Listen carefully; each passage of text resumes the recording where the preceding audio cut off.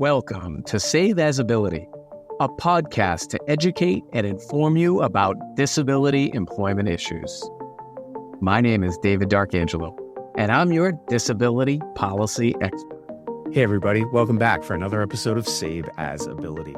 It's David D'Arcangelo, and we've got another great guest for you. But before we welcome in Sarah Todd, we want to ask if you can help us continue to build our channel by liking, subscribing, sharing, commenting. All of that really does help us keep great content flowing for you. So again, we have a guest. Welcome in Sarah Todd. Hi, David. Thank you so much for having me. Well, it's great to have you. And you're an influencer and an author. And, I saw your short film earlier. Very impressed. I think the thing that is the biggest takeaway for me is your positive attitude, which is the reason why we wanted to have you here on Save As Ability. Thank you. Because we're positive here. So Love it. maybe we can start out with giving our audience and listeners or viewers a little bit of an overview of Sarah Todd and your whole situation in life and everything. And then some of the things you're working on. I mean, I love the movie and the books and everything else. So why don't we get right into it, Sarah? I'll turn it over to you. Thank you. So, hi, everyone. I'm Sarah Todd. I go by Sarah Todd as a double name, or ST as a nickname. I'm from Atlanta, so that's where I'm tuning in from right now. Lived here my whole life, other than when I was in college in Charlotte. And I'm 24. I've had a physical disability since I was 8, so most of my life. My disability has caused paralysis. So when I was 8, I actually became paralyzed from the neck down on an ordinary day, didn't have any symptoms, didn't have any warning. And I have been diagnosed with a condition called acute flaccid myelitis, or AFM. So AFM actually caused me to develop a spinal cord injury from C2 to T1. So that all happened in 2010 when I was 8. And I did thankfully recover the ability to walk. So within 2 months being in the hospital, I regained the ability to walk. But my disability left me with partial paralysis in my arms and hands. So that's how my disabilities continue to affect me to this day. And obviously makes it difficult to do certain tasks by myself, rely on others for help, all those things. But I got into disability advocacy because of my disability when I was 8 and started advocacy very early on because everything happened when I was so young. So when I was 10, I feel like that's when everything really began for me advocacy wise. I met my best friend to this day, Jen, who has a similar disability to me. We decided to write out our disability journeys and put them together into a book that we self-published. So we did that when I was 10 and she was 14.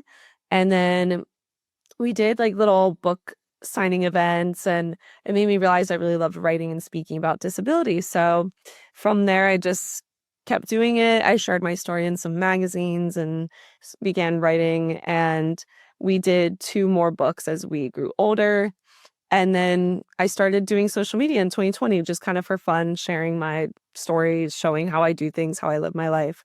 And I've kept on doing that since 2020 and through my college career from 2020 to 2024, and have been able to build a career out of doing social media through doing speaking engagements, podcasts like this one, again, sharing my story in different magazines and news articles, and then have done my short film. So That's all terrific. things. That's as short as I could try to make it. So what's your favorite platform? I know you're on multiple platforms. Which one do you like the most?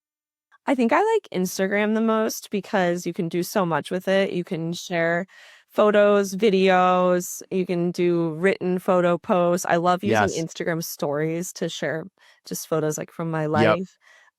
I think it's the most fun, but I think YouTube is really good for building community. I feel like I have so many loyal people on YouTube, like they look forward to my uploads. So Yes. that always makes me feel good. And it tends to be a little bit longer form content and a little bit of a Yes. different audience. Yeah. Yeah. Yes. Well, congratulations. You went to Davidson. Did you graduate, or were we catching you around I did. graduation time? I graduated in May 2024. So Oh, in 2 years ago. 2024. Okay. Well, Yes. congratulations on that. That's tremendous. Thank you. And so now tell us some of the things you're working on here, because you are so busy. And I think, again, one of the things that drew me to you, yes, you're positive and you present well, and like that's a great face for people with disabilities. I was impressed that even in your story, though, when you first say, invisible. But then you say, well, it's non-apparent. Yeah. So like seeing your evolution there and coming upon disability as such a young lady when you were, 8 years old, 10 years old, whatever, and even still as a young lady now, I think, that maturation and the level at which you're talking about disability, I guess impressed me. Oh, thank you. That's sweet. I feel like that's definitely something I've had to work on, like, throughout the years. And I think because my disability happened so young, I honestly feel like that was like, if it was going to happen, that was a good time because I hadn't hit my teen years yet. Teen years are very hard for everybody, even if you don't have a disability. So I think I'm glad that it happened before I was a teenager, and kids are very resilient. So just Yes. naturally. So that helped me. But I have always been a very positive person anyway, like even just watching like our videos of me from before I was disabled and seeing how I was, I know that's just how I am. And I think I am very happy that that is just kind of how my personality is because it's definitely helped me throughout this disability identity and growth journey. Um, but also, I mean, I'm still learning, will learn for the rest of my life, but We all have to you be know, lifelong learners, still Sarah. always can learn, and I'm happy that there's always more things to learn because I love learning. But I've learned so much just in the past few years from being like 18 and starting college to now being 24, being 2 years out of college. I look back on things I used to say about my disability. I'm like, wow, I feel so different now. Yeah. So it's always Yeah. changing. Well, again, what stuck out to me or sticks out to me is that most influencers, I think people can tell that they're trying to do something like in front of the camera. I think you come off as very authentic, Thank you. I'm particularly the glad. stories you were talking, well, the genuine stories you were talking about, like interdependence, where I think you were talking about Yes. your roommates and you were trying to tie your shirt a certain way and like talking about that, Mhm. I think really helps and resonates well within the community because that's what Yeah. other people with disabilities are I deal experiencing. with, yeah, that's really what I try to do is I always tell like my friends, I'm like, I think I know I have like a very great following of very loyal supporters, but I think I could have even more followers if I decided I was just gonna like appeal to the non-disabled gays Right, and not talk about the hard things. I right. have a very niche audience and a very niche topic area that I like to cover because I'm not going to sugarcoat things. I'm gonna sit in front of the camera and be real and talk about the hard things, but also talk about the amazing things. I want to talk about it all. I want to give a very well-rounded view of that. But I do talk about very difficult things like Yes. relying on people for help, how that affects your relationships with friends and family and romantic partners. Like that's not always something that's easy for people to hear, especially non-disabled people who kind of get annoyed, I guess, at disabled people actually having complex emotions. Yes. But I also so many people tell me they feel these same things and they're so glad to see somebody talking about it. And that's why I do it. Yeah, and I mean, again, you present as like the all-American girl, so that like right there kind of gives it, like a relatable, very Mhm. relatable factor. Yes. And And more what's interesting, social media wise, is I noticed like, with YouTube, for example, I've spoken with people from Alphabet and Google and YouTube, and I'm sure you're aware, like anytime you put a hashtag disability or disabled or you talk about it, like they don't push our content as much as without because they're trying to protect people with disabilities. And what I'm constantly trying to influence the leaders in the social media space is that's not helping us because it's restricting our messages. It's restricting, like people are shocked when they come and they're like, wait a minute, you've done 130 episodes and you've only got like 2,400 subscribers and, right. you only get a couple Hard. hundred views each thing. Like this should be bigger. It's And they don't hard. understand. Yeah. Yeah, It's they don't understand because when you put that disability component in there, the, the do-gooders at YouTube are trying to like protect it. well, also I think just the general public may not be fully interested in learning about disability. Yes. I definitely think like I have so many disabled people follow me and I do have a lot of non-disabled people who follow me and they tell me like they enjoy learning that I have made them think about things they never would have thought about. So I do have a good majority of both. But I think, if I weren't disabled, I probably wouldn't be interested in disability. Like I obviously can't know that for sure, But what would have made me interested just beyond like wanting to be a good human being? Like, I think you have to find the people who just want to be good human beings if they're That's not right. disabled, you know? And That's that's right. sadly People who kind do of that. difficult. Yeah. Yeah. We're all in various states of ability. Yeah. You Everybody know, is. Yeah. And we'll all become disabled if we live long enough. so you start out as a baby with, very reliant on everybody else to do everything for Mhm. you. And then you get to a certain age where I guess you kind of break free of that, but there's still so much interdependence and people don't really view it that way. And then if you're lucky enough to live old enough, yeah, you'll then start to lose those abilities. So It's like again, we're all a in various little states of ability. timeline, you know, of Yeah. like ups and downs. And I love that you bring up the interdependence that we all have because that's what I've noticed when I talk about these things, you know, like you mentioned my short film, the story with the top and the roommates. I want to talk about those things because they do very much apply to disabled people, but I think those stories show how disability affects non-disabled people as well, and that we all have a role to play in being good human beings, being empathetic, helping people when we can. And non-disabled people, especially girls and women, need help with clothing all the time.